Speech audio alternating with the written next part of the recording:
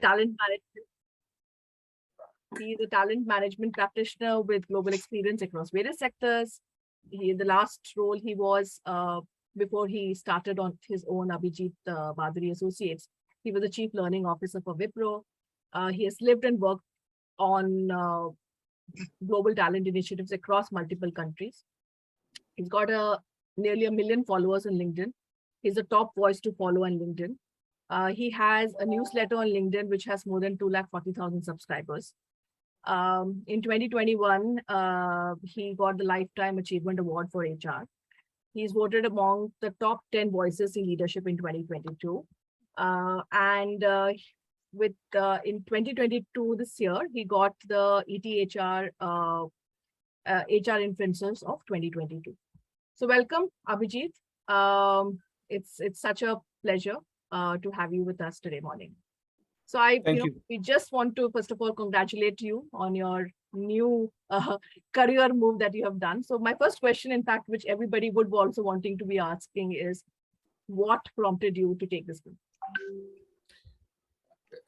I thought, Rashmi, that 25 साल की उम्र में अगर रिस्क नहीं लूंगा तो कब लूंगा, तो इसलिए मैंने सोचा कि रिस्क ले लेना चाहिए.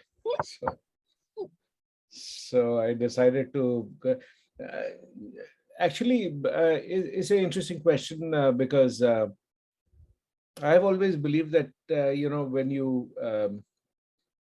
most of the times I think when I've in the past made a bad decision about a career, it's because I walked away from something because I was unhappy and therefore walked away from unhappiness and joined something. In that situation, you always make wrong choices. This was very clearly one of the situations where, the very small business that I did was thriving. We were working across, across the world with the biggest brands.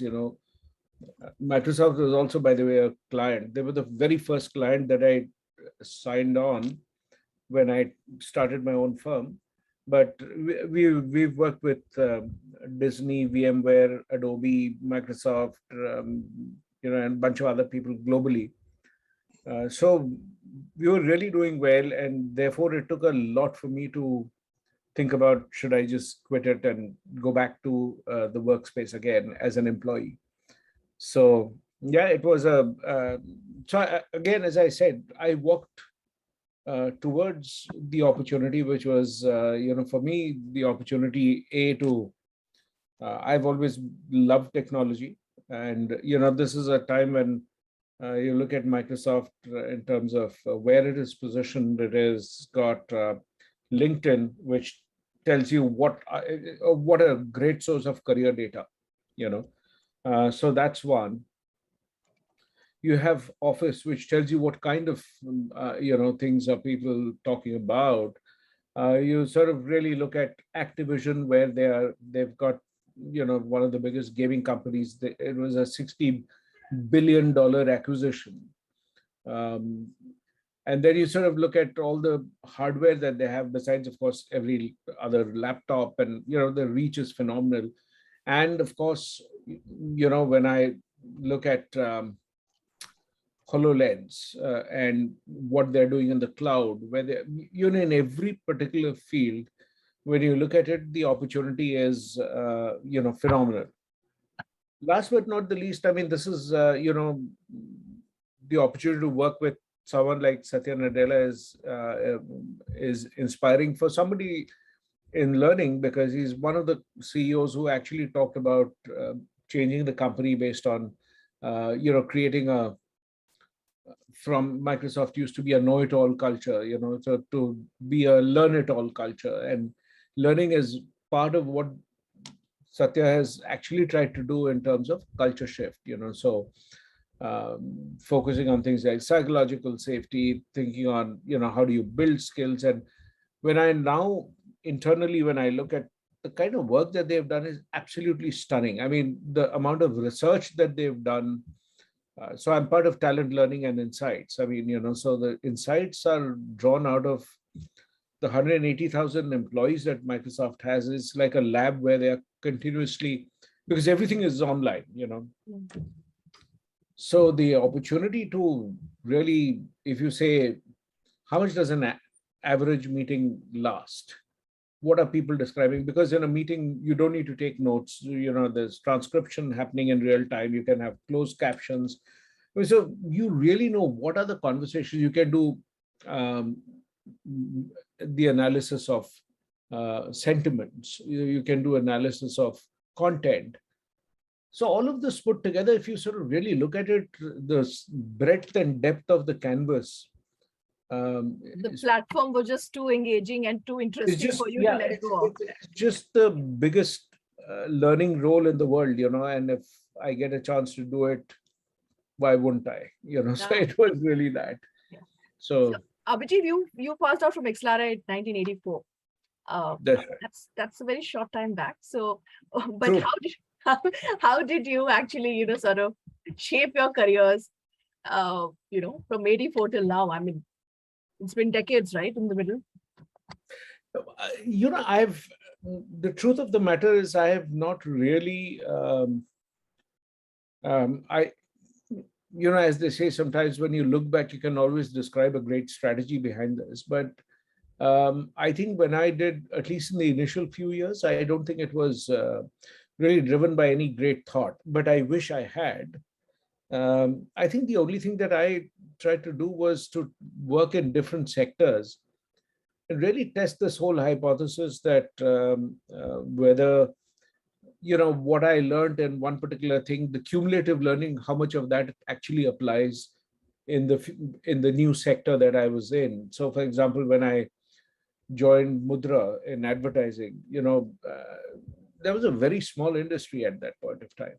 So what drew me to Mudra was, for instance, the opportunity to set up MICA as a B school, which I thought it was a Oh, once in so a you set lifetime. it up. That's awesome. I I didn't mean, know that. I was one of the many people who worked on Wow. doing that. But yeah, so it was something that I did. That was the attraction for me. I said, how many times in my life will I get a chance to set up something like this? So that was there.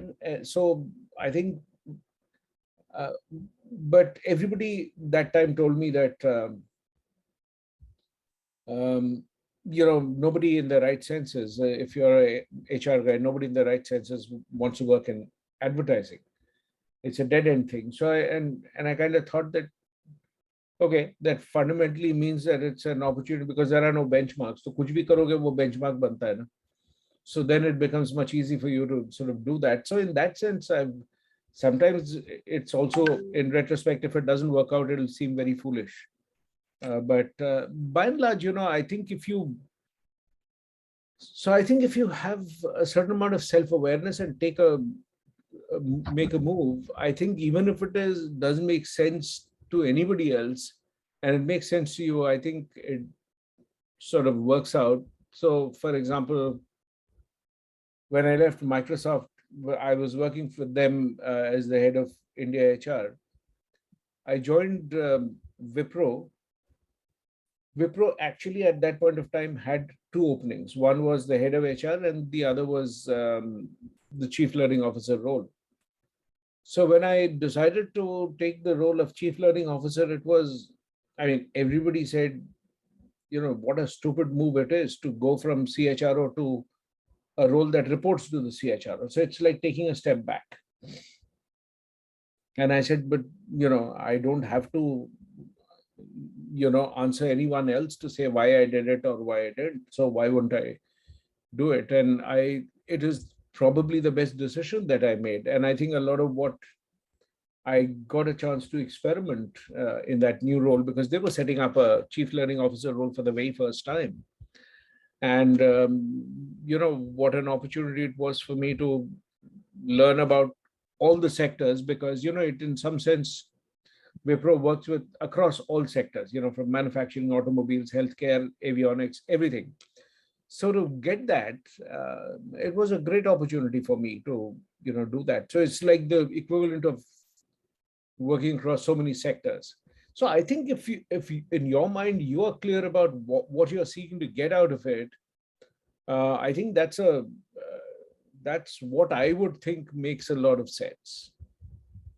Okay, so while we were discussing today morning, you said that you will, sort of have an open discussion around what is changing in terms of careers today, and you had some thoughts. So it would be great if you can share it, and then we can then put it open for Yeah, the audience. I'll talk about it first, and then I'll send you a short, set of slides, because that's always much easier. So one of the things to, keep in mind is, in some sense, this is really the book that I'm, going to be publishing. I've written it already. So this is about how careers are changing, and it builds on what I've written about in Dreamers and Unicorns, also in a very small way first. So, first principle is work, worker, and workplace actually are interlinked. So, if you change the way we work, it changes what you look for in the talent pool. Yeah.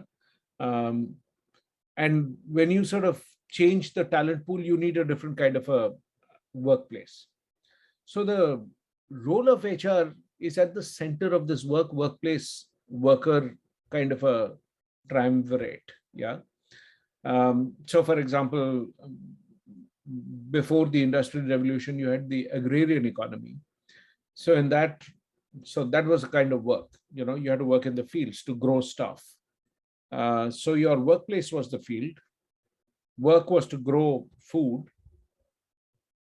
So it demanded agricultural skills, that you should be able to understand how the plants move up, and what kind of corn, and what grows in which month, and what doesn't grow.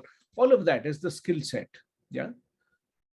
You fast forward it to say 1776 kind of a time frame, 1760s actually.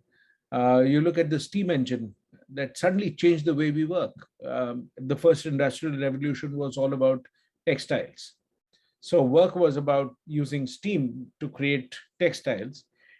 So the agricultural skills no longer were valid. It was about how to create stuff for textiles. So work and workers both changed. So the workplace was the factory, and the factory is run by a very different set of norms than, let's say, the agricultural economy. Um, Fast forward another 100 years, second industrial revolution, 1870s. If you sort of look at it, by this time, steam is replaced by electricity. What it means is the way you are working. So it was really not so much about um, textiles, it was about automobiles. Automobiles was really what was being produced.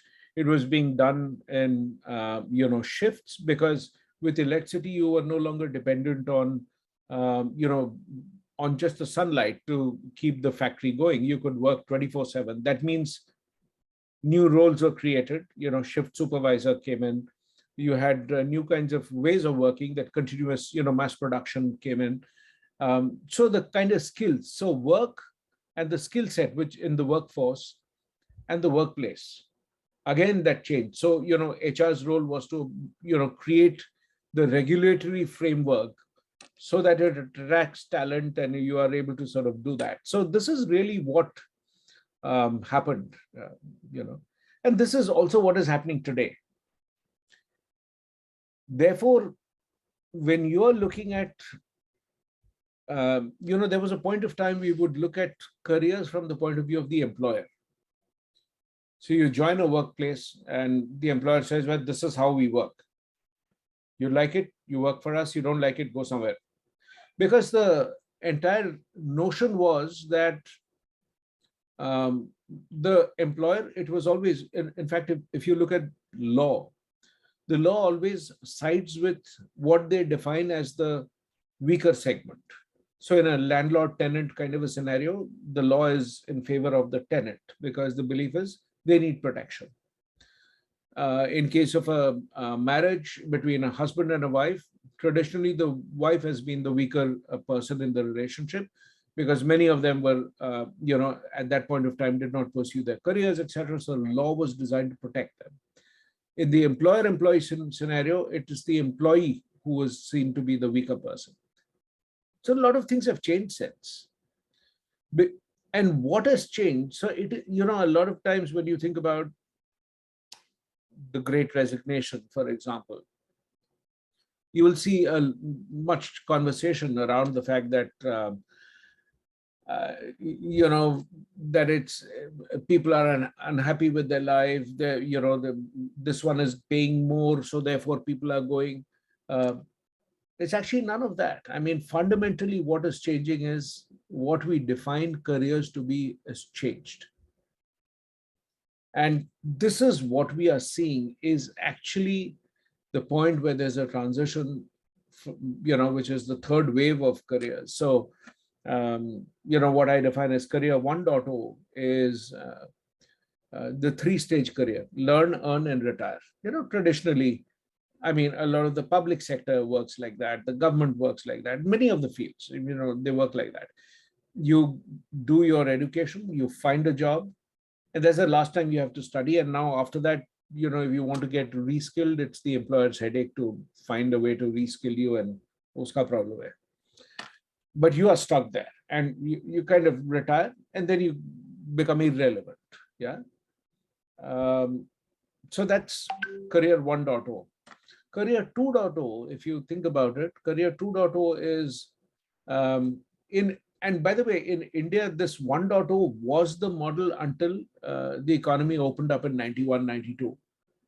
It was... Government jobs also, right? Yeah, government jobs are all in that career 1.0 model, that you join and then you retire, so you're learning. I mean, yeah, you will go across for, some odd course or some such thing. In a number of instances, you will kind of really look at it.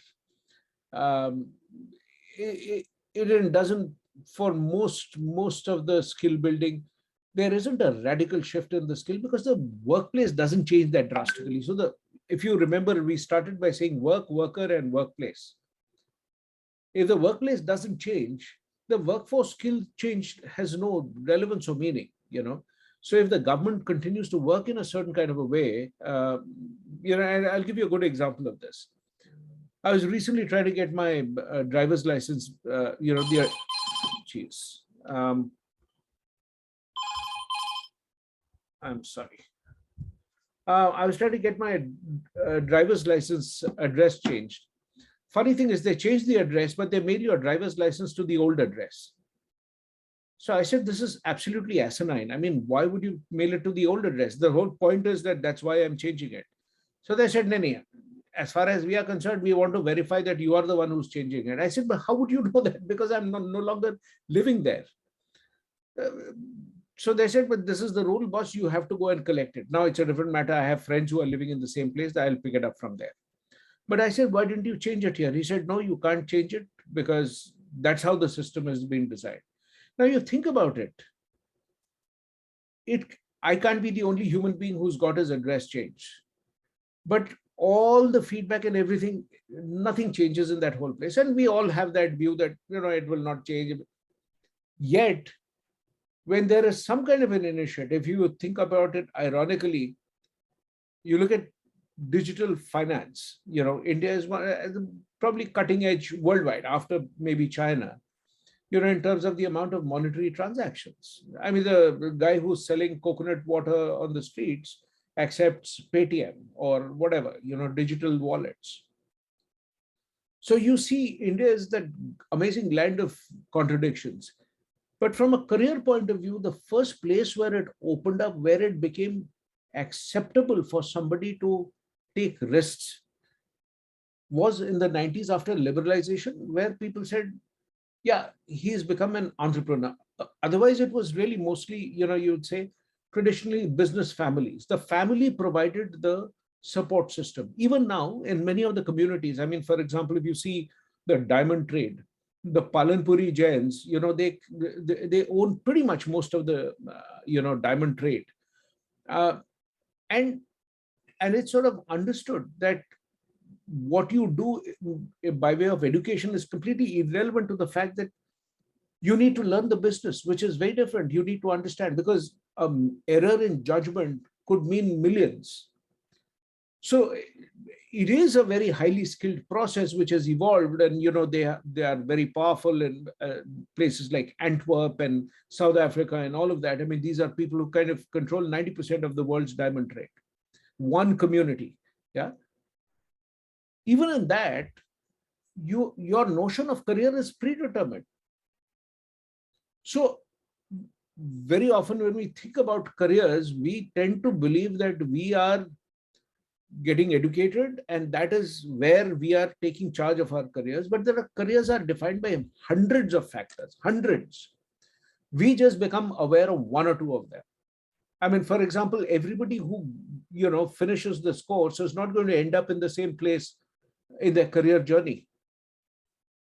When I look at my sort of batchmates, people have done different things.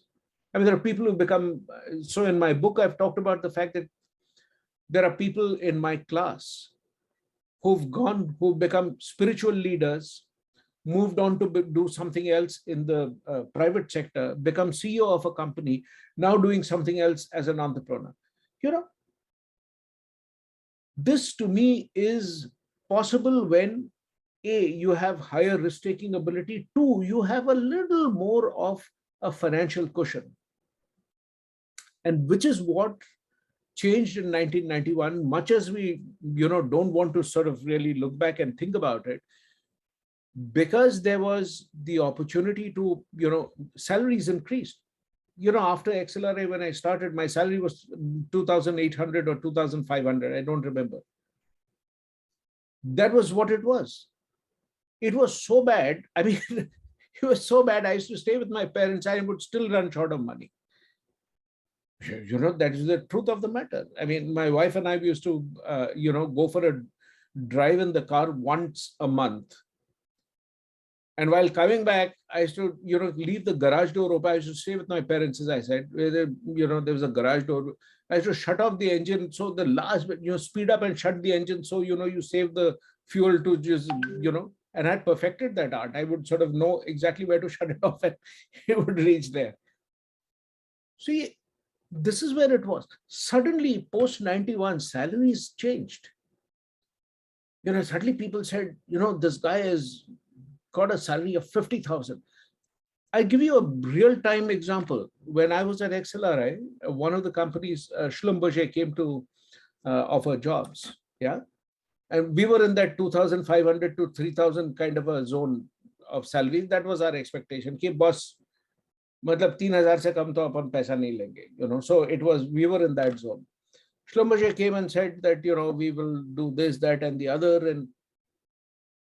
And so they suddenly said that, your salary is going to be 60,000. हमने कहा पगला गया है क्या? 3,000 से 60,000 per month, मतलब करेगा क्या आदमी? 60,000. Then he said per month, and we were thinking 60,000 per year, मतलब 5,000. 5,000 per month. Then he said no, 60,000 per month. What he said after that, nobody figured out, because we just went crazy. हमने कहा ये पागल हो गया यार, मतलब okay, I want to join, but करना क्या, वो सब बाद में सोचेंगे. Let's go there. And then some idiot asked this whole question, sir, what about car allowance? So, the guy says you don't get a car allowance, you'll have your private helicopter. So, हमने कहा कहाँ से आया यार, ये फरिश्ता है. So this is the kind of a scenario which it was. Yeah.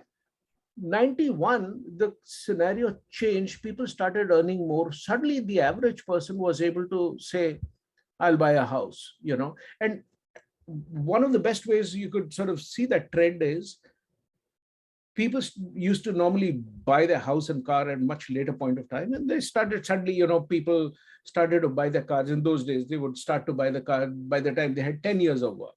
And then it changed and they became 5 years of work. Then, credit cards happened. Then people started getting loans and banks and this and that. All of this started.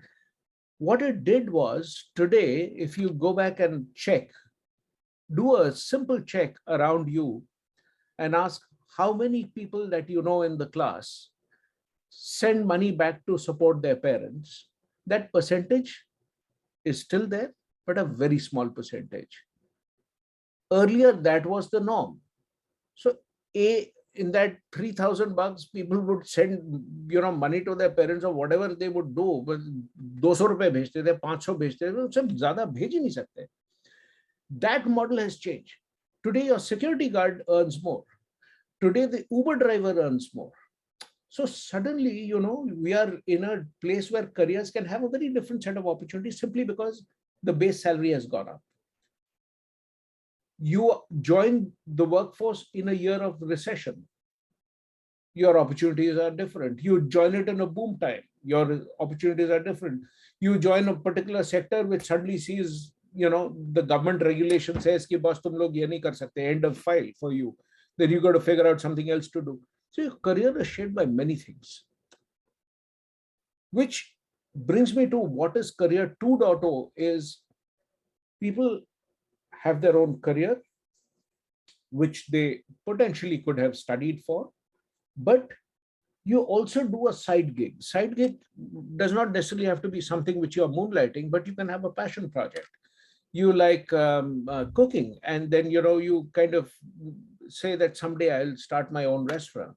Or take a singer like Palash Sen. He's a trained doctor. He is part of Euphoria, and he's built his career and known more for his music than for his medicine. He's an orthopedics guy. So that's career 2.0. Or from Excel, you have Jishnu Dasgupta of Swaratma band. He worked with Asian Paints, ITC. Came there to Bangalore, was doing all that stuff. Used to in Excel also used to be part of the Bodhi Tree band and this and that, and then decided to pursue music as his career. Yeah, plenty of examples. Joshua Karthik, he got the Distinguished Alumnus Award at the same time. So that's where I met him. Joshua finished Excel, joined Asian Paints, was doing really well, and then decided that he's going to join his brother who had done IIM Indore, left that. So he was also working in Colgate Palmolive, very successful career, marketing guy, worked for about 7-8 years, joined a design firm called Elephant Design, went there, decided to take up wedding photography. And by the way, when Joseph Radek, that's the elder brother who took up photography, wedding photography used to be charged at, so he did his first wedding photography stint, some cousin's wedding, and he was told that was $3,000 for 3 days of work. Take it or leave it, because that's what people spent. Today, the guy is the one, if you've seen even a single photograph of Katrina Kaif's wedding or Priyanka Chopra's wedding or Virat Kohli's wedding, Anushka Sharma's wedding, all of them are done by the same guy. He goes to places, he's worked across 19 countries, every continent, shot everywhere. And if you look at this career, where does it fit in? This, my friend, is career 3.0. So it's not just a side gig that becomes your future, but it's think about your skills pretty much like a pizza. Each slice of the pizza is like a different skill, and you create combination of skills and take it to the market. So the question, so for example, during the pandemic, there are tons of people. As part of this whole exercise of writing this book, I met so many people, all kinds of amazing examples of people, who are, thanks, Pratik. I met all kinds of examples of people, like there is this girl, Aisha, who worked with me on this book to do some of the research. Aisha, had dyscalculia, which is that she had fear of numbers. Now, the question is, when you do that, and she says that, I want to study physics, and she got a scholarship to study in Duke. So she did that. She went there. So she did physics and math, and then when she finished, That was a time when the US was going through a massive recession. There were no jobs there. And she, told a whole bunch of people. Somebody came and invited her and said that, okay, we've got a coder's job. Do you know how to code? She says, no, but I can learn. So they said that, okay, we are going to take you as an intern for 3 months. If you can pick up coding, we'll give you the job, but you will go as an intern. She went, she picked up coding for dummies. She picked it up, started learning code. She learned and started writing it so well. In 2 months, they said, okay, you are on. And they, gave her the job. Now, here is a person, she did that. Then she decided that she's going to come back and do an MBA. So she went to INSEAD. She did that. She got a job with BCG. BCG took her to, Mumbai. And then she kind of found that she was not enjoying that whole process. She started her own leather bag designing setup. She did that. She created a brand called Design Plum or Chocolate Plum. I don't remember the name, but she was so good at it that she started selling these bags at 12,000 to 15,000 rupees for a bag. She was competing with high design. And mind you, she had never done anything like this in her life. Somebody suggested that, why don't you attend a trade show in US? Maybe you'll get better clients. She went to that trade show. There was a stampede. Java Plum is the name of the brand. There was a stampede at the store. Zara came and told her, we will take 12,000 bags from you right now. That's the order. And we want to make you the exclusive person to do bags for us. All right. She comes in, she gets started with that. 3 things happen. The cow vigilantes come and tell her that as a Hindu, we don't want you to be working on cow leather. You have to shut the factory.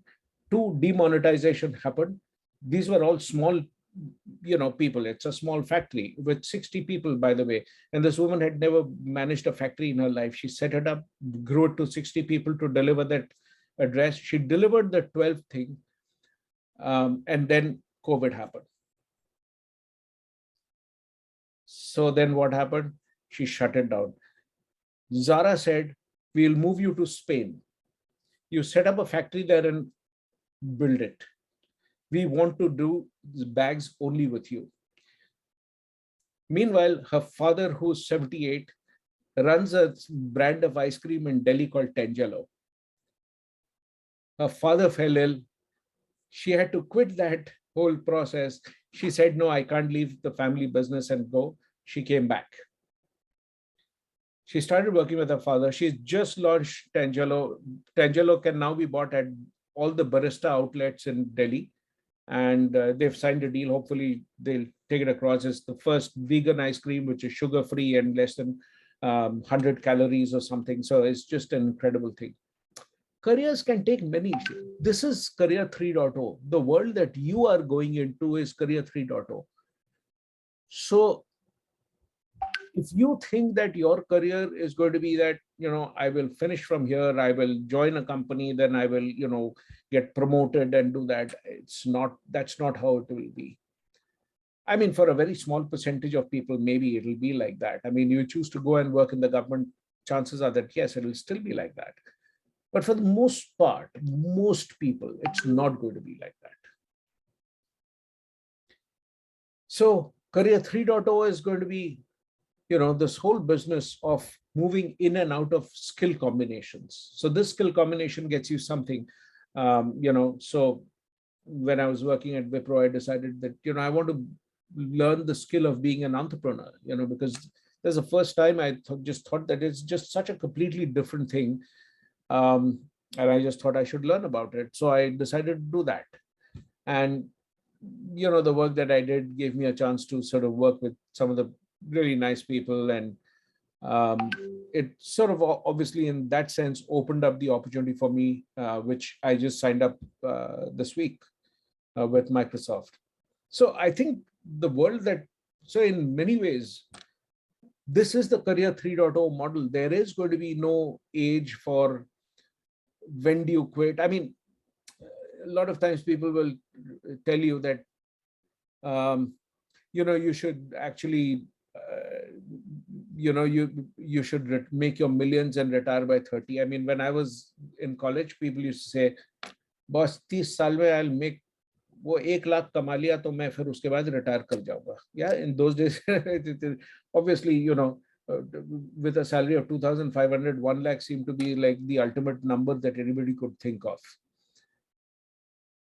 Now think about it like this: why it will not work? Why Career 3.0 is going to be your destiny is because A, people are living longer. This is a figure I've quoted millions of times. India's average longevity in 1947 was 32 years. Today it is 72 years. Okay. You will all live to be 100. That means whatever be your age, whatever be my age, I have several decades ahead. Now the point is, even if you don't need to work for money, even if you don't, you need to work just so that you stay active mentally. Kitna beer piyoge, boss? Kitna Netflix dekhoge? If you don't believe me, try doing that for 1 month and you will go insane with boredom. So in order for you to plan for a career where you will work till 90, 100, the whole notion of career is not going to be about employment. It's going to be about skill. That is the currency. If there's one statement I want you to remember, that it's going to be skills. You have that skill combination. You have that skill combination, you are employable. I mean, the fact of the matter is that, I could have done exactly the same thing, that I could have just, because there was no reason for me to quit being an entrepreneur. My company was doing really well. And, we decided never to scale up, by the way. This is the first thing, most people will tell you that, and we got multiple times, we were given offers for somebody to buy us out, this, that, and the other. We just thought, no, we will not scale it up at all. We will do niche work. We will charge at the highest rate. So our rates, we competed with the McKinseys of the world. And that was the target that we wanted, that we should really deliver work which makes people really think hard, should they work with us or should they work with any of the other branded players. So the opportunity, therefore, that I'm saying is going to be about skills. Unfortunately, in India, we look at degrees as skills. Degrees are not skills. Not at all. That's a big mistake. Your skill comes from what you are able to pick up. And skill is not just cognitive. Your skill is in the relationships that you build, the ecosystem that you build. I mean, where people actually, even if you're on your own, by the way, and if you think that, oh, I'm not going to work in an organization, so I don't need to worry about, sucking up to a boss or not. Boss, that's a big mistake you're making. Because your business is going to come from people.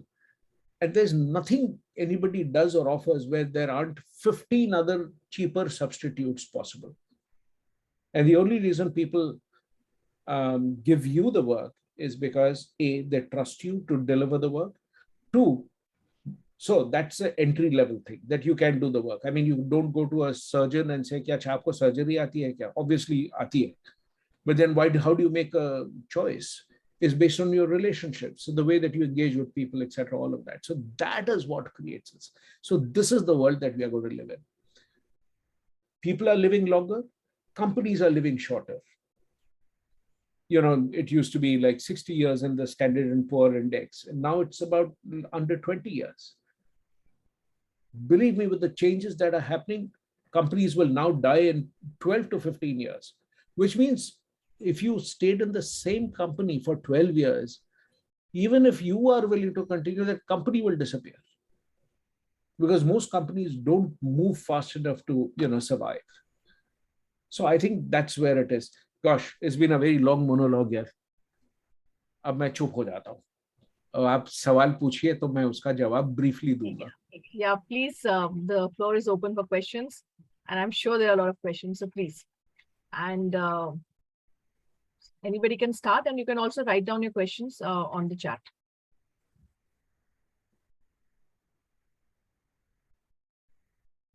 Mayank, you had a question, right?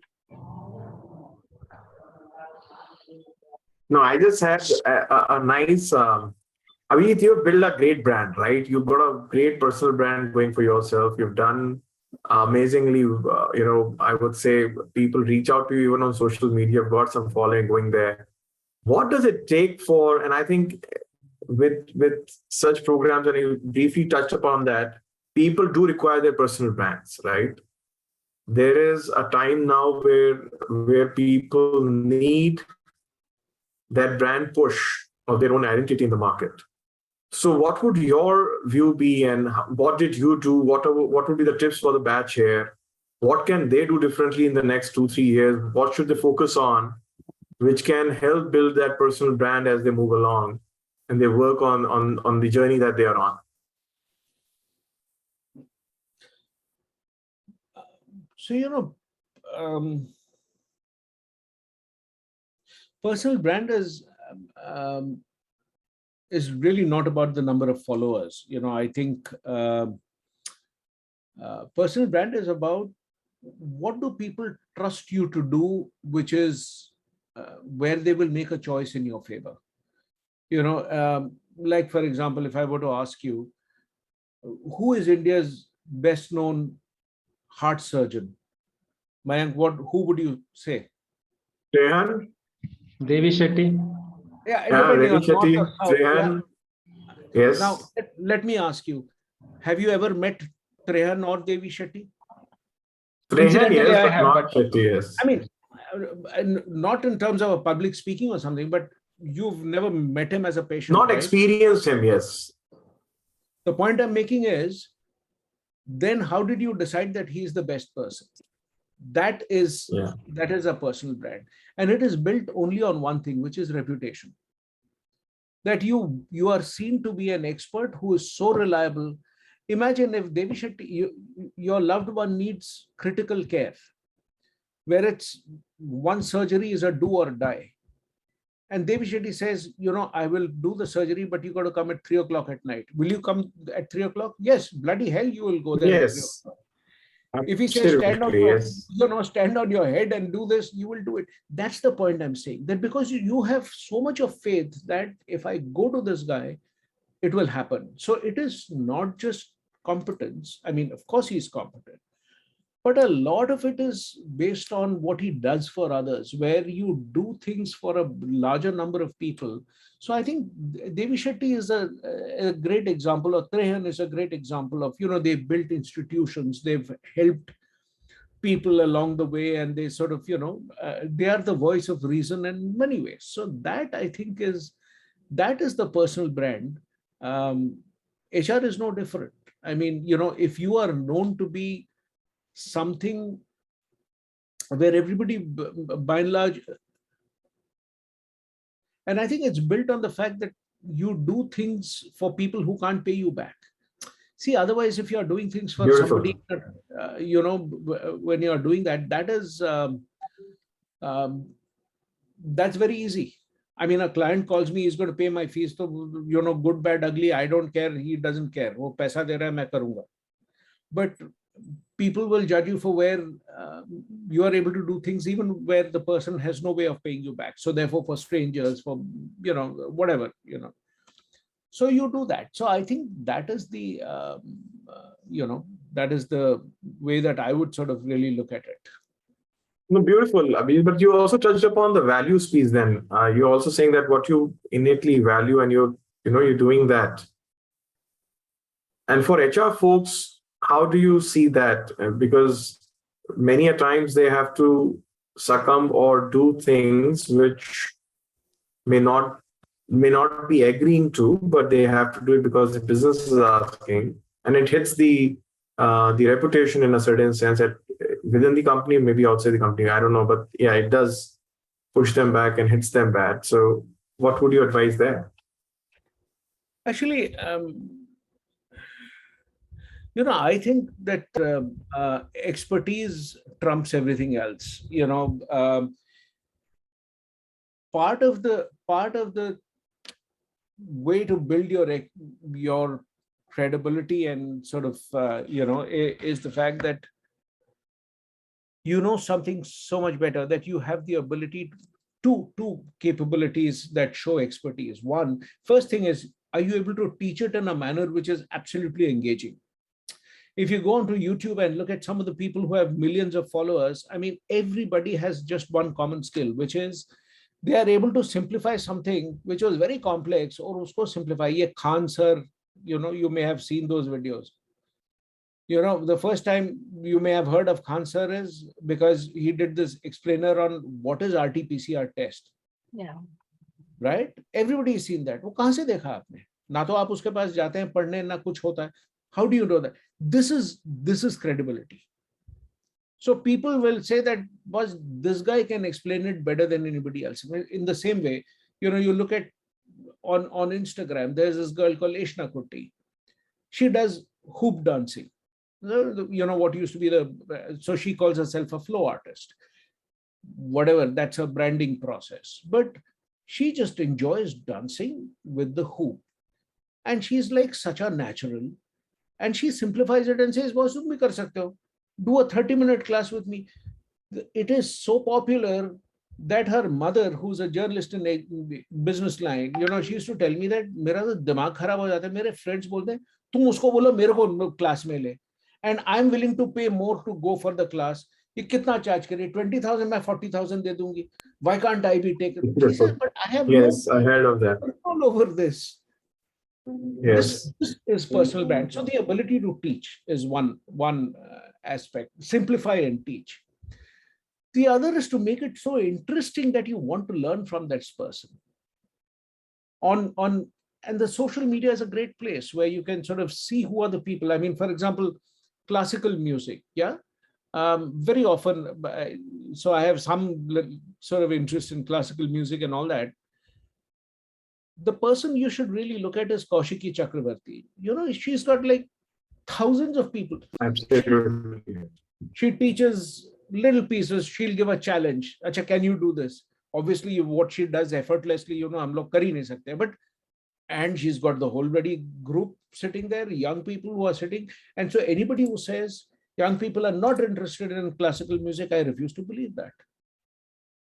You need to have somebody who can make it so interesting that aapko lage ki boss, ye to mujhe karna hai. So this is the skill that is going to be most important for anybody.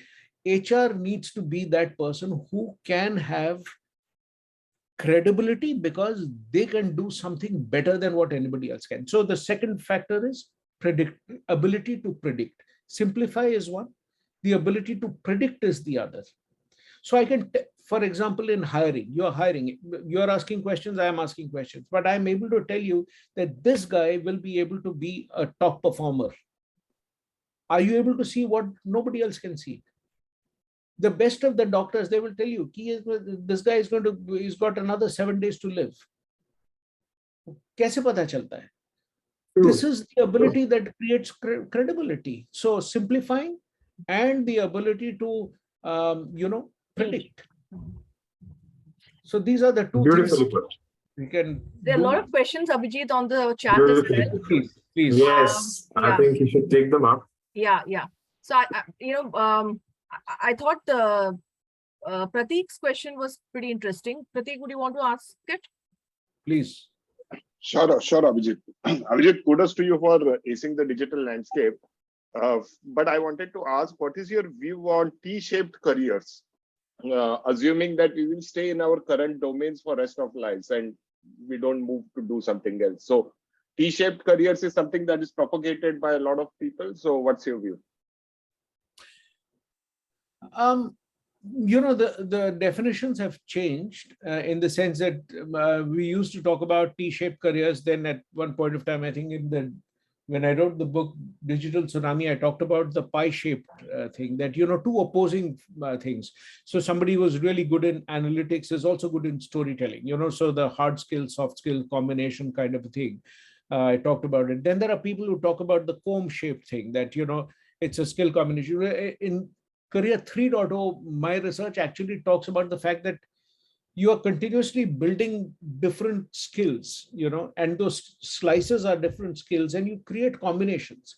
So, for example, I kind of think that the line between what's a hobby and what's a profession, it gets blurred. If you are able to do that, you really have a hell of a good time. So, for instance, um, I've enjoyed drawing, so nobody has to tell me that you need to do this. And this is also the way that I naturally take notes. So if I when I even when I was teaching at Excel, I used to sort of use these cartoons and all that stuff to simplify things and make things interesting in the workshops. This, I'm bringing my what would have been a hobby, I brought it into my professional space. I'm using it. I use drawings for each and every one of my, my articles, my presentations, and all of that. And at some point of time, when this gathers momentum, you get paid to do exactly the same thing. So that skill becomes monetized. So when it gets monetized, somebody is willing to pay for it. That is the sign of that you should be looking at, not because you're doing it to make money. Monetization simply means that you have now been able to create value for somebody else. That's why. So Abhijit, I would sort of really look at it. Sorry, Yes, Abhijit, please. but my question was broadly on the career path, not on skill. Say I develop a deep expertise in something and I move up the ranks. And when I move up the ranks, I am required to have a broad overview of a lot of things. So, is that's what I meant by when I said T-shaped careers path. Yeah. Sorry, apologies. I think I misunderstood your question. Pratik, I think, you pretty much have to choose whether there's some broad choices. Like, I did do the broader CHRO kind of a role. And then I decided that that was not something I really enjoyed doing, because I thought I like to do a role which has a very different set of offerings. So I found the role in learning and development to be far more meaningful for me. And because I wanted to do that, I made a career choice to take a step back. I would have made more money if I had become a CHRO, but I felt I would do that. Having said that, if you become a specialist, you should be able to take it across multiple sectors. So, how does learning and development change, let's say, in manufacturing versus advertising versus, say, consumer goods and technology and all of that? So that's one kind of a way that you make that change. The other is to actually say that if this role were to be future focused, what skills would make it future focused? That's really how I would sort of view it. And that's what will make it possible for us to, stay relevant. So I would continuously look at one yardstick would be skills is your currency, and skill combinations is what makes it precious. 3, find ways where you create value for other people. So the moment you start teaching it and things like that, you start creating value for other people. And that's one of the fastest ways in which you can sort of do that. So that's what I would look at. So I'm adding in people Thanks. who have, sort of raised their hands. So there's Tamasa and there's Please. Rajiv. Why don't you just ask your questions? Tomaso, you want to go first? No, Rajiv, carry on. Yeah. Abhijit, I've got a question. You talked about career shifting. I know some of the people who left their long career job and move into their entrepreneurship kind of settings. But what I've seen that they start with a lot of enthusiasm, a lot of passion with a plan.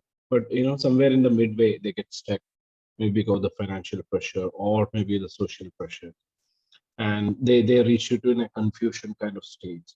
So what would be your advice on such kind of things, how to plan or how to revive that kind of stage? One of the things,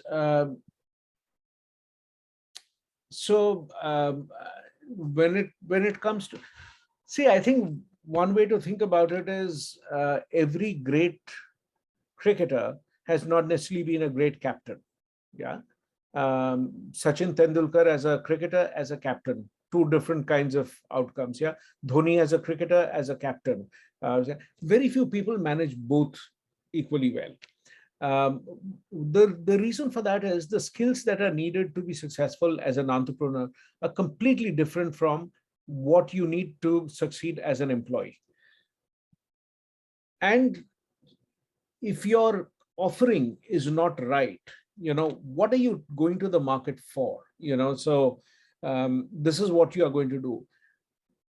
How are you different? What way are you different? And that's the professional goodwill that you should have built, that helps you get business, helps you get discovered. Look, if today I tell you that I'm like really good at yoga, I'm not, but suppose I said that about myself, right? How would you know that if tomorrow you are looking for a yoga teacher, how would you know that you should contact me? And maybe I can teach it online and do everything, and I'm much better than every yoga teacher that you know. I'm better than BK Iyengar, but you don't know that about me. So how will you come to me? And therefore, if this is my business, guaranteed it will fail, right? So you have to make sure that you can be discovered. And one of the ways to do it is that, as you teach it online, in multiple ways, it helps sharpen your skill. You are also seeding your buyer base, so and people will come to you for that. And then thereafter, it's a question of how deep is your expertise, how do you differentiate yourself. Running a business is a very different thing, and there are many other things. I mean, for example, one of the big things I learned as an entrepreneur, like, I'm completely not financially savvy. I'm just not. I'm zero at it. But one of the first things that I learned as an entrepreneur was, somebody told me that you could sell business worth, let's say, 2 million, you get a $2 million contract. That doesn't mean anything to me, because what matters is how much money do you have in the bank, the cash flow. Because यार, जो तुम्हारे 2.5 employees जो है, उनको पैसा तो तुम वो 2 million से नहीं दोगे. You will give them, if you have 2,000 in the bank, that's what you have to pay. People just don't get this. So they focus on expanding their offering. So I will do this, I'll do this, I'll do this, I'll do this. Suddenly you build. आपने एक महीने में 40 लाख बेच दिया, ठीक है, बहुत अच्छी बात है, लेकिन आपके जेब में कलेक्शन जो है वो नहीं आया है. Now, as an employee, you never worry about that, because आपको तो महीने के एंड में वो आ जाता है पैसा, टड़ांग से वो SMS आता है, and you are like happy. So you working as an employee just makes you really unprepared to succeed as an entrepreneur. You don't worry about building your skills when it's not needed, right? I mean, I'm telling you about myself. When I look back today, when I go back as an employee, I'm a very different employee today. Because I was just talking to my team yesterday, actually today, I was talking to my team, and this guy was telling me, boss, I'm like a learning experience designer. He's very good at it. I mean, absolutely outstanding. I don't worry about how it will be adopted. मैंने कहा, hello, किसके लिए तुम बना रहे हो यार? Experience design for whom? For yourself? It's really stupid idea. Now think about it. A lot of us have this point of view. I've seen writers say the same thing. Boss, I don't worry about the audience. मैं तो अपने लिए लिखता हूँ. अबे तो diary में लिखना. किताब भी छापेगा, सोचेगा कि मैं अपने लिए लिख रहा हूँ, ऐसा नहीं होता है. You actually need to pay to read what you don't like yourself. I mean, it doesn't work like that. So your orientation has to be very different when you're an entrepreneur. Hence, there are many, many factors why people fail. It's not just one. Tamasa. Thank you. Abhijit, I would really want you to be a little more crisper. There are a lot of questions and there's less time. Yeah.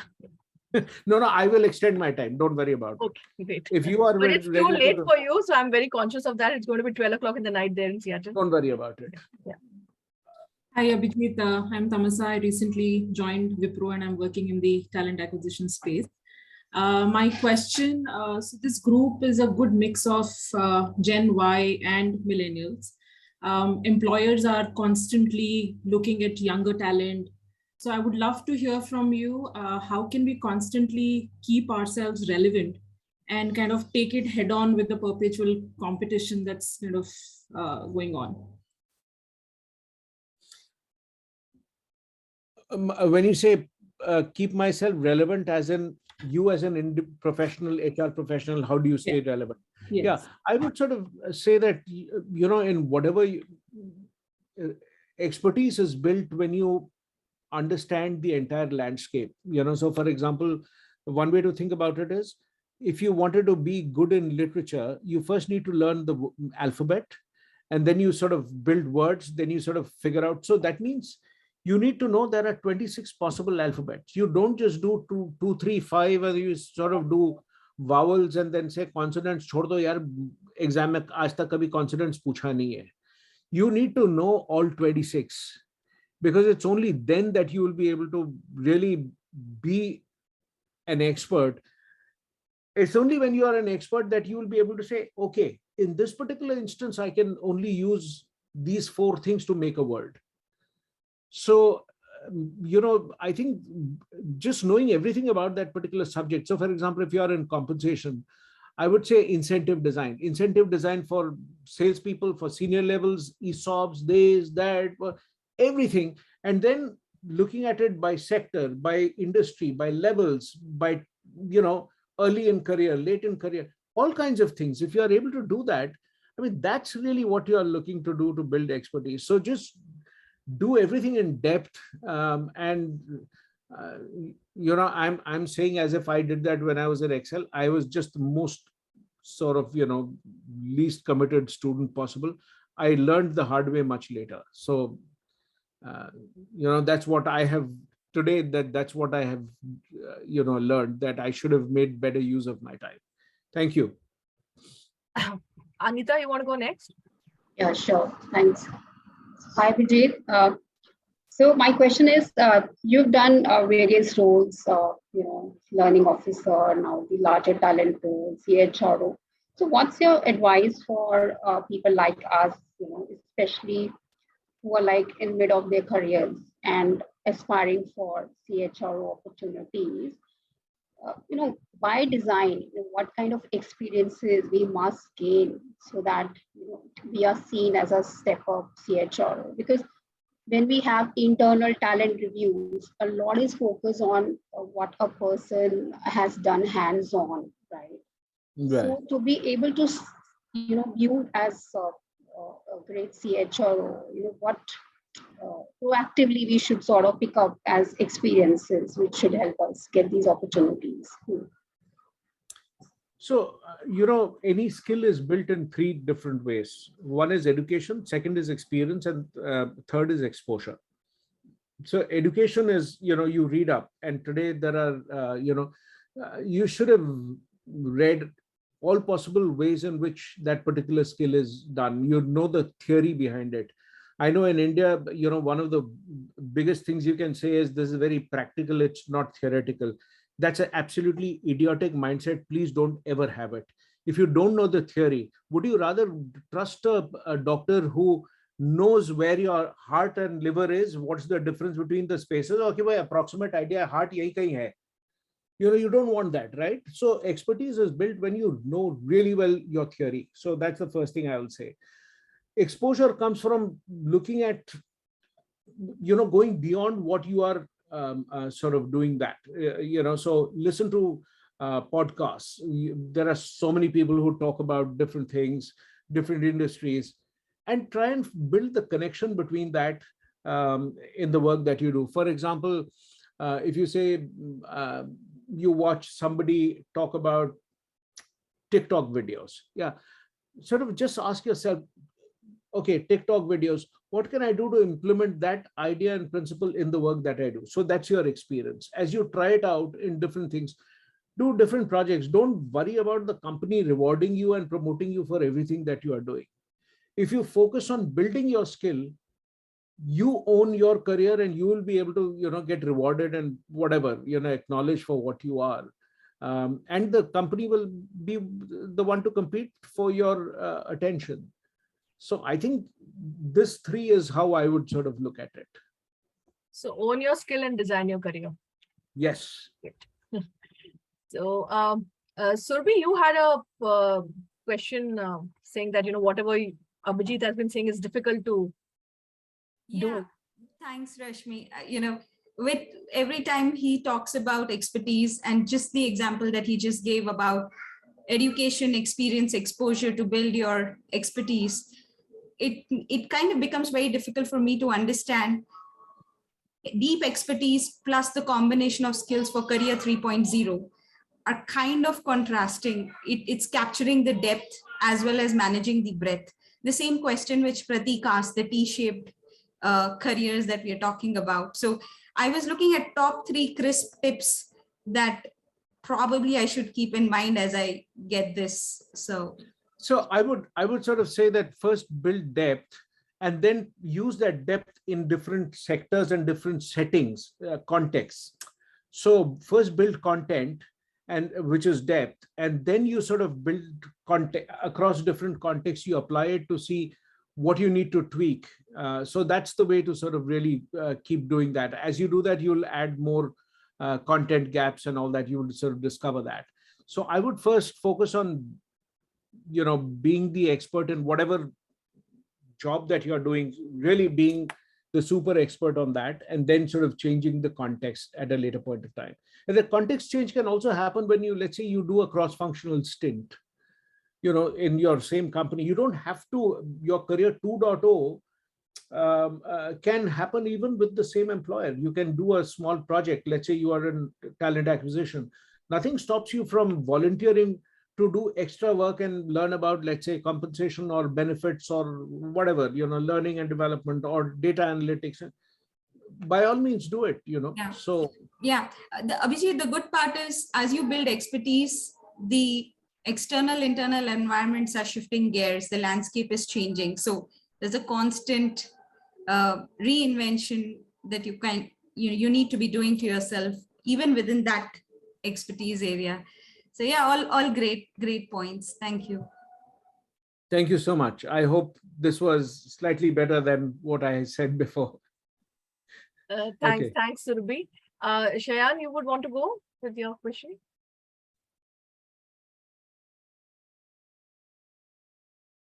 Chan? Yeah, I think. yeah. Yeah, So, go ahead. first of all, Abhijit, I've always been amazed by your writings. As a student, I used to read a lot of your writings that used to come in business magazines.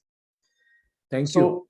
yeah. So, but currently, although I'm, heading the talent for Coca-Cola in east of India, but I'm more into the public life as well.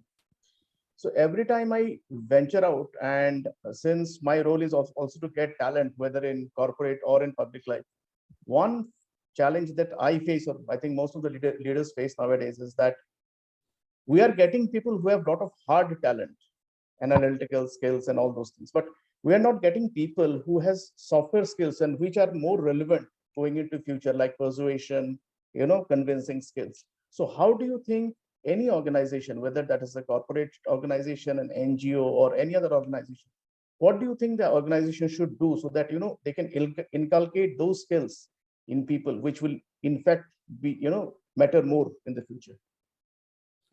So, I think it's a great question. One of the things is the way that we pick up hard skills is very different from the way that we pick up soft skills.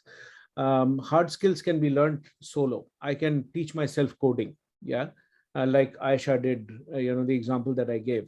But the soft skills can only be done in parallel with other human beings, so therefore soft skills, when people say that, I'll teach you negotiation skills across the thing on Zoom, it's very hard to do that. Yeah, you will get it conceptually.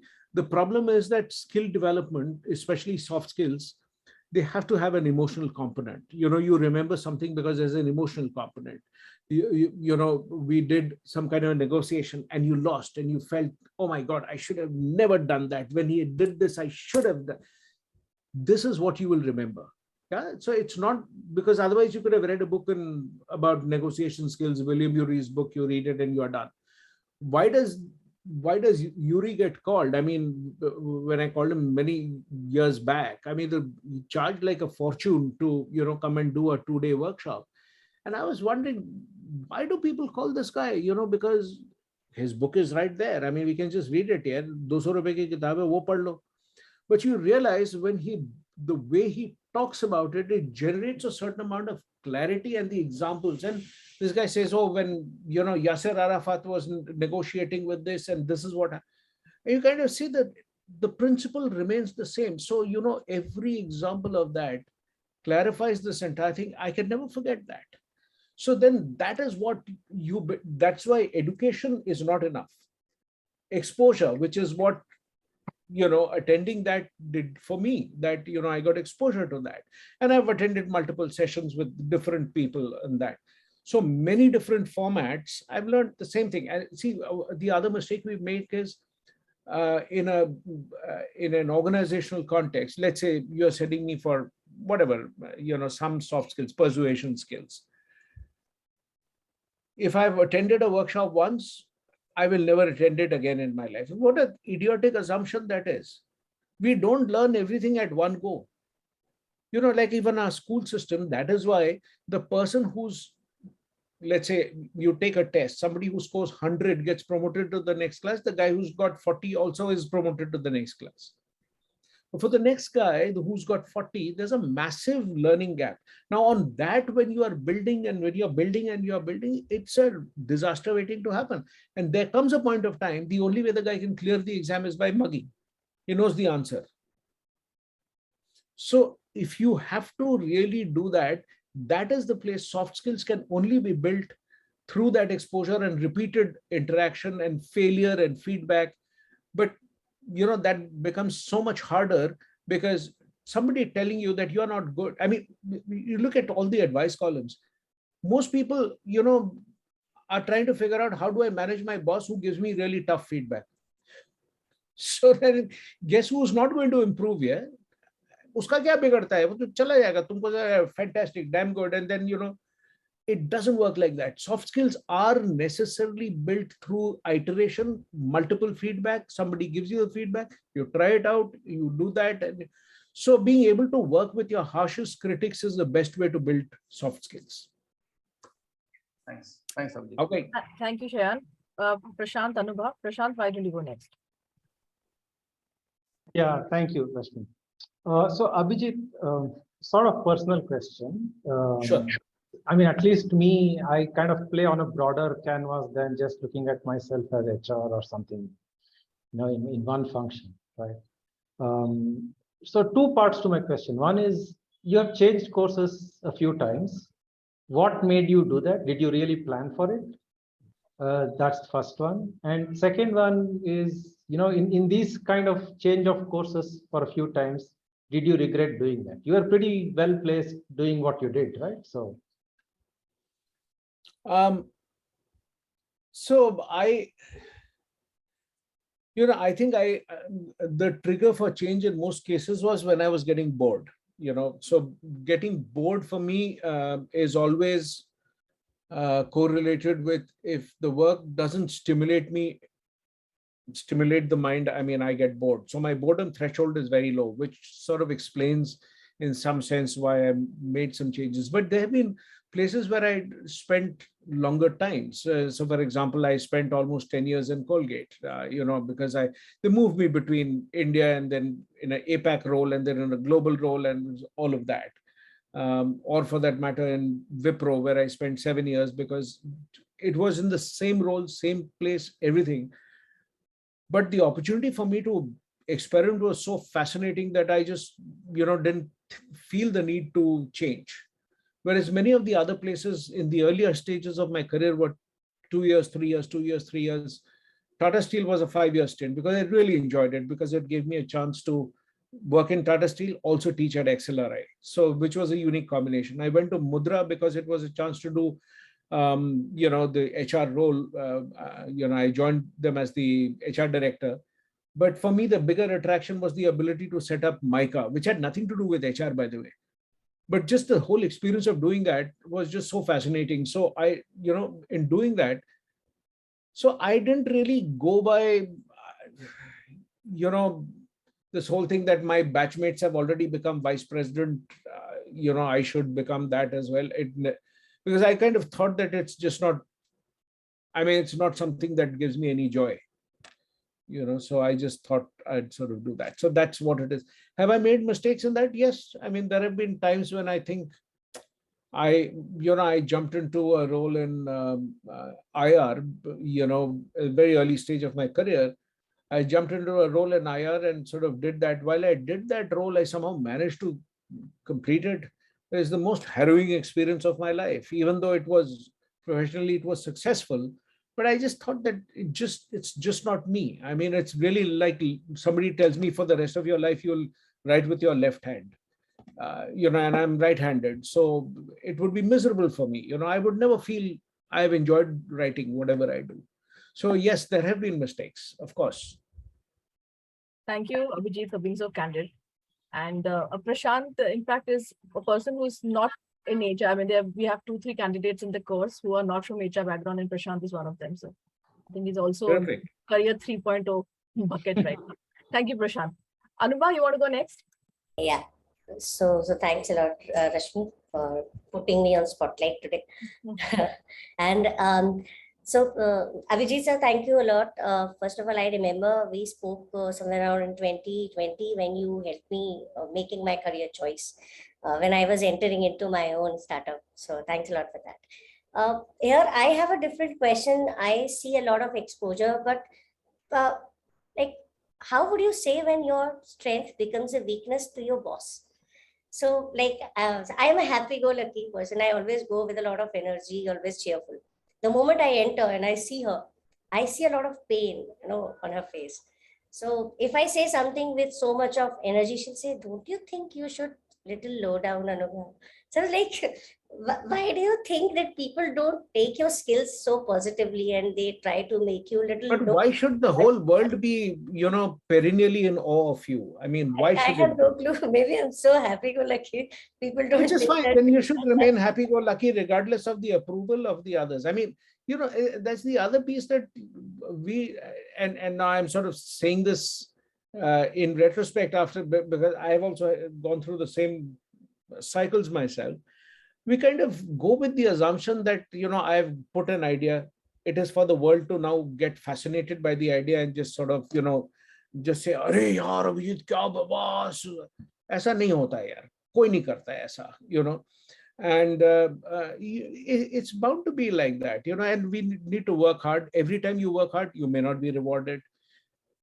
This is not something which is happening to us for the first time. In human history, the first time somebody has not been recognized.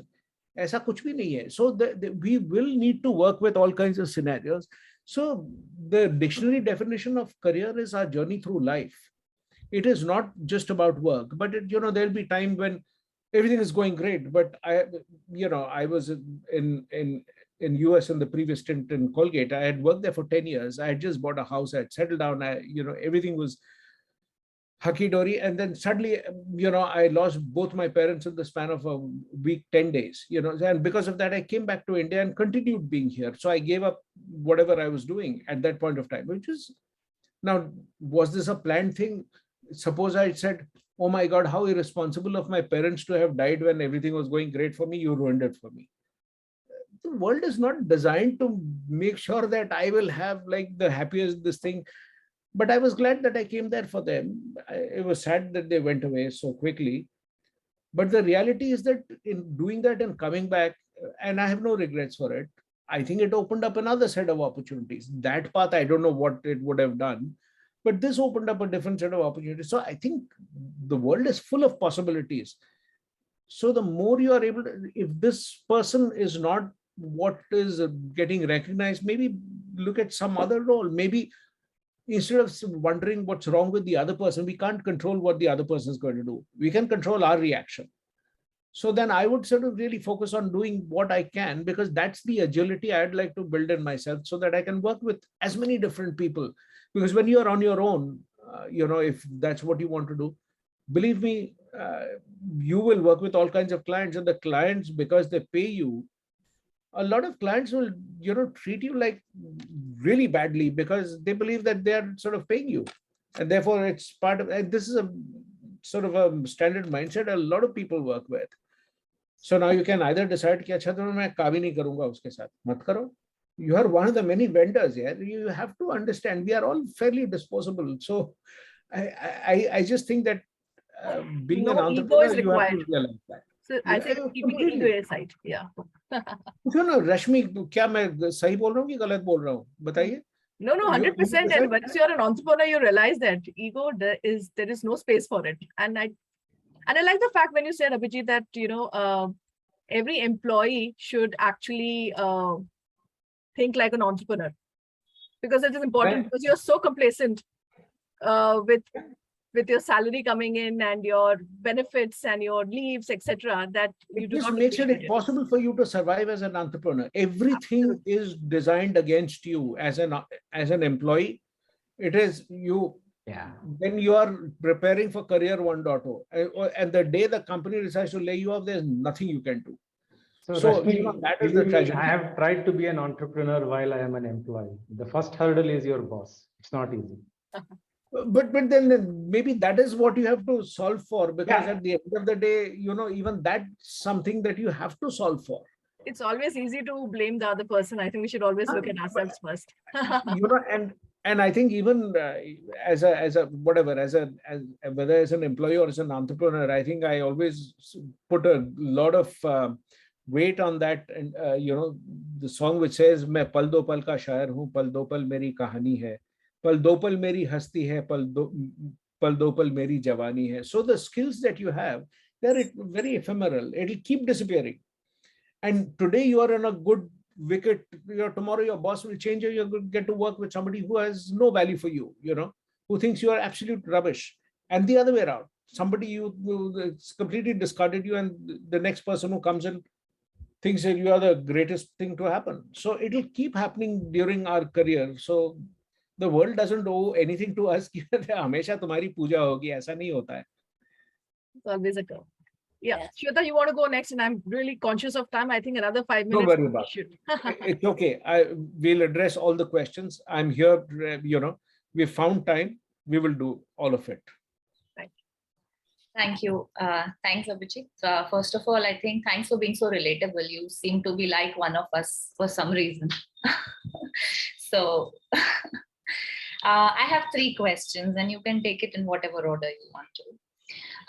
So you spoke about career 3.0, and you said that elements of relationship building will become extremely critical in 3.0, right? And is expertise the only segue to relationship building is my first question, because I do see a lot of people in and around myself who may not be deep content experts, yet are humongously reliable, and they still have a personal brand that people will still reach out to them, but they may not yet be, they are not deep content experts. So that's my first question. Second, does sometimes in your life your organization brand work against you? Does it become so big that you somewhere, and that's something I do personally feel, that you sometimes feel कि आप दब गए उस brand के नीचे, and your brand, building your personal brand externally becomes a humongous challenge, because there are limitations which your organizational brand probably has put in, right? So that's my second. And third, I think, how have you ever handled a value clash, personal value clash between you and your organization? Did you ever had a situation, and what did you do about it? Let me start with the last one. That's an easy answer. So I said that, I made a wrong choice when I joined IR, so I was working for this company, paint company. And, one of the things that happened was that I found the entire system through which you have to operate, you got to sort of figure out how to bribe the labor commissioner. But the guy would sit in his office with an open suitcase and sort of was accepting money. Uska koi रिश्तेदार पास में बैठा रहता था, used to sort of take money. I said, this is absolute bunk. I'm not going to do this work. So, so I decided that I'm going to step out of that entire thing.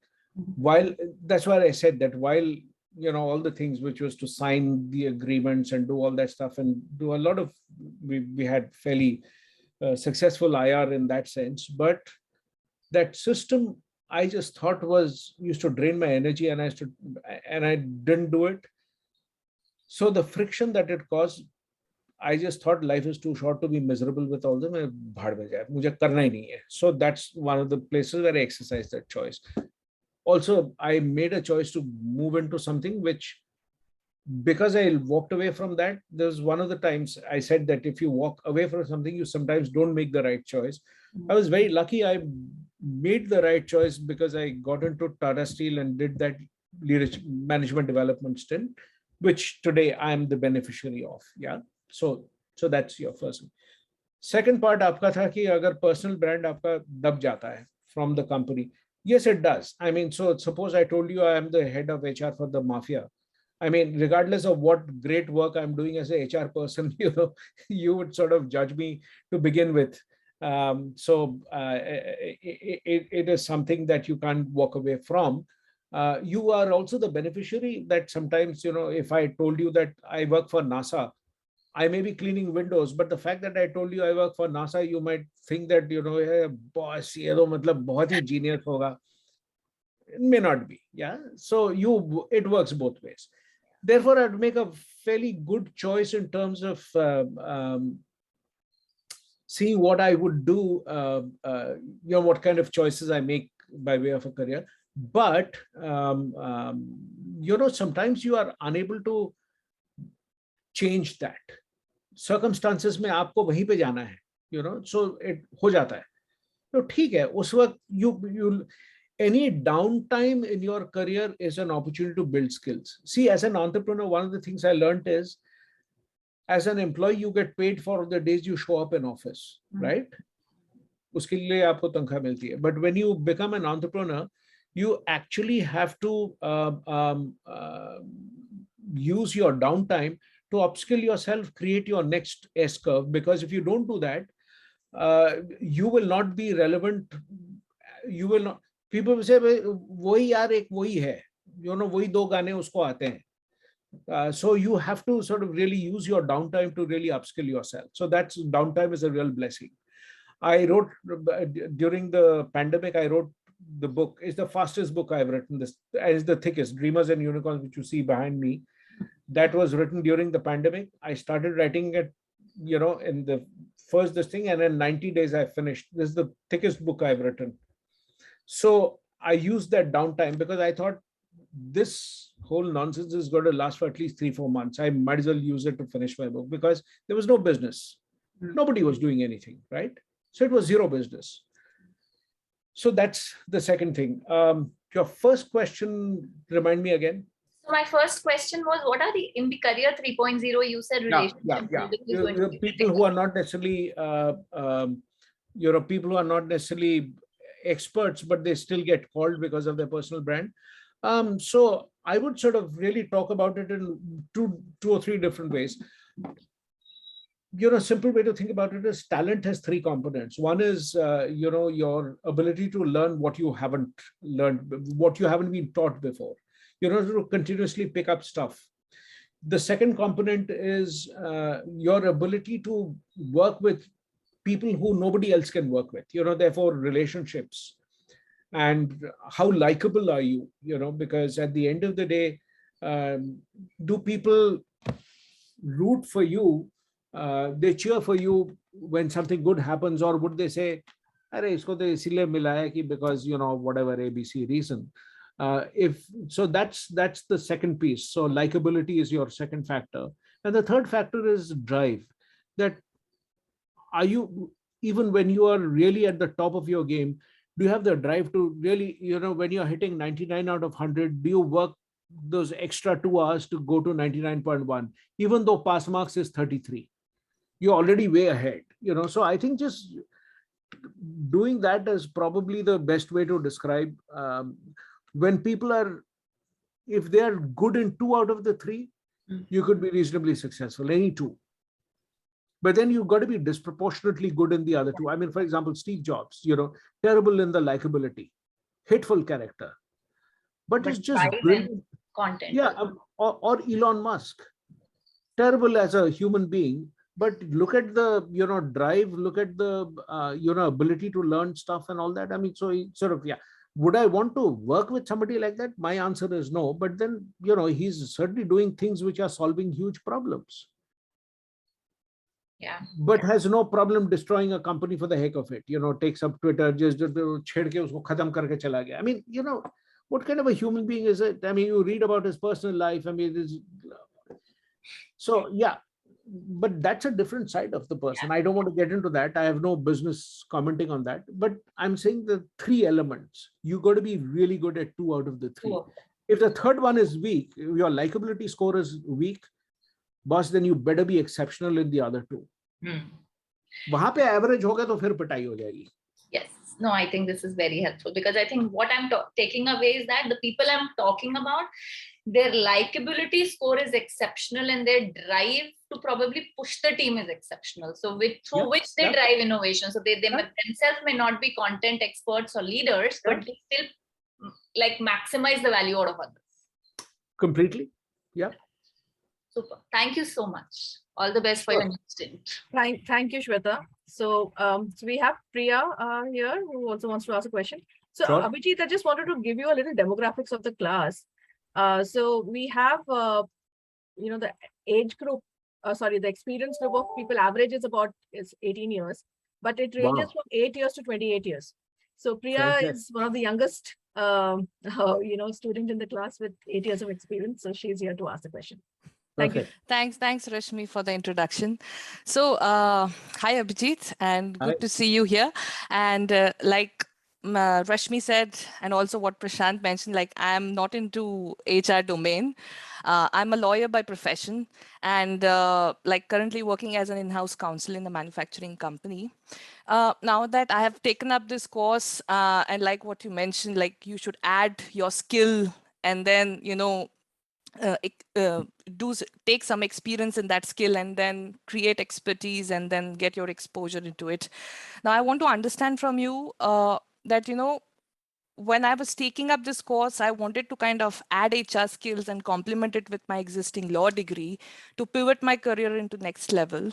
What would be your advice for someone like me, who would like to complement its primary degree with another degree and then, see yourself where it takes you? And I see that you're also a lawyer by degree. I know. I was just going to tell you that. So what would be your advice, and how do I see myself in career 3.0 version? So really looking forward to your advice. First of all, the fact that you are already doing, I think this is something I don't have a very firm point of view, but because there are some people who are born to be career 3.0. But a lot of people, majority of the people do a career 1, career 2, career 3, so that's one way to, so what you are doing is an obvious example of that is a career 2.0 kind of a move that, you're building that thing. The next thing is to actually say that how do you create combinations where you can apply these different kinds of things. So for example, even though I did law many, many 100 years back, but I think what happened was, like when I became an entrepreneur, I had to sign a whole bunch of contracts, and these were being sent by companies like you do a Disney. I mean, Disney sends you something like this with thick of a contract to sign. 100-page, 200-page contract. हाँ, बिल्कुल. अब वो उसमें आपने कुछ भी वो कर दिया तो बस, as far as you are concerned, you signed your life away. Or for that matter, when you work with the World Bank, multiple kinds of things. So liabilities, indemnities, and blah blah things. And which basically means that 20 साल के बाद ही किसी ने कुछ किया तो you will be behind bars. So you have to know. It was so powerful for me to have that exposure earlier as a lawyer. It was really useful. So I think it was great. This whole point that I think you've got to start creating skill combinations, so just keep that pizza example in mind. You just, you got broad 2 categories of skills. So think about it as you got a base as, let's say, a lawyer, then you've got the cheese that you are now putting in. There are different toppings and you carve out different slices that you can offer to different sectors and industries. Maybe, just figure out one of the best ways to discover what are you passionate about is to actually see that, let's say, if you had to leverage technology as your third wing, that, you bring that in. So career 3.0 is, another way to look at it is career 1.0 is 1 skill monetized, career 2.0 is 2 skills monetized, 3.0 is 3 skills monetized. So, what is the third skill? Maybe technology, because most So I've jobs already done that. Like I have added my legal operations skill, where you are kind of making things optimize and make your companies work less, but automate more, in the sense, things are on a technology front picking up. So legal department also, how they are leveraging those skills. So that I have already added now that I am venturing into HR skills. So the 3 combination you have spotted very correctly. How do I, so now you've got a combination. Now see where you can monetize it, by making your choice of employers and wherever, and maybe so as you're working with Lead Up at some point of time, this cohort becomes a great part of the ecosystem that you should be able to leverage. And that will open up new kinds of opportunities for you. So this is an endless process, because we are just at the, in the sense that it's really like, you're at the beginning of a 100-year career, so, whatever be your age, you've got 8 years now. I mean, if you have to do another 75 years, very hard to say what should you be doing, but these are some of the things that I believe going forward, some of the big areas where shifts will happen is going to be around, I'm cleaning the screen of my computer, that's why. The next set of changes is going to be in the social humanities and the softer skills and the people related skills, because technology and a lot of the other things that traditionally, technology has done, machines have done, are going to get automated, so that's like, for example, one of the things that struck me is the version of Teams that Microsoft uses internally. Transcription and all that and closed captioning is automated. So you don't need to worry about taking notes at all. It just removes this whole thing that you can just simply transcribe that we are now going to have this discussion. Okay, you will do this, you will do this. Automatically is there, it gets emailed to you right away automatically. So there's nothing you need to do. But to manage this conversation that you said we'll go left, I said we'll go right, how do we negotiate and sort of do that? Do I have to leverage my position and do it, or do I do it based on, the other stuff that I persuade you? So those are things by which you will be able to make that difference. Yeah.